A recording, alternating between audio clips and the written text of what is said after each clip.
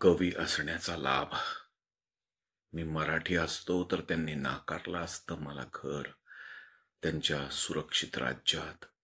बरं झालं मी मराठी नव्हतो.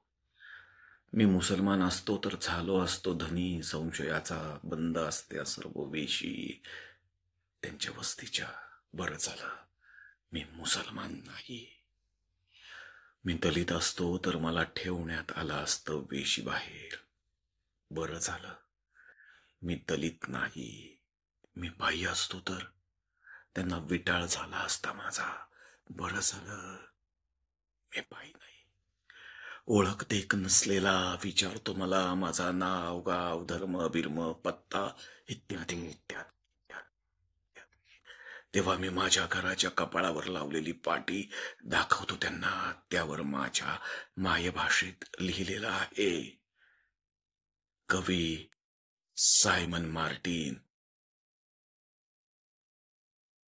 ही कविता होती सायमन मार्टिन यांची.